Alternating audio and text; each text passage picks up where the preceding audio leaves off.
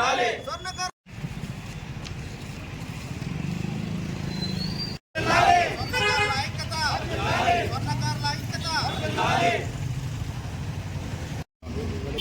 MLA గారికి ఇవ్వాలన్నమాట.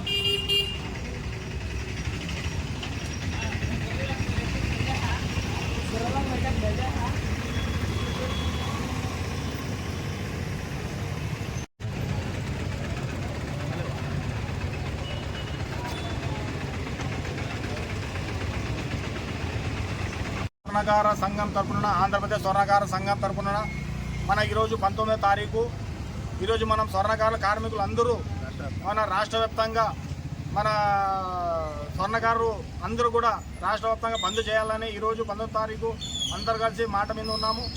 దయచేసి మన మోడీ గారు మనం ఇచ్చిన మాట 1 సంవత్సరం వరకు బంగారు కొనొద్దని చెప్పినారు.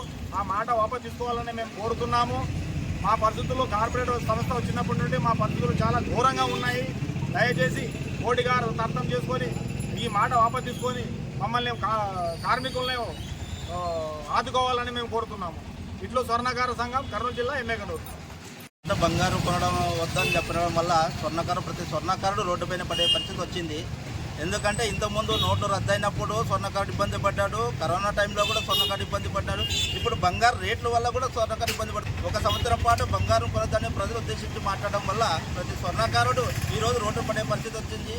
ఆల్రెడీగా రెడీమేడ్ వర్క్ వచ్చినప్పటి నుంచి స్వర్ణకారుడు పనులు లేకుండా జరిగింది. మళ్ళీ ఇలాంటి టైంలో ఇంత కష్టం ఉండడం వల్ల ప్రతి ఒక్క స్వర్ణకారుడు ఇబ్బంది పడుతున్నాడు.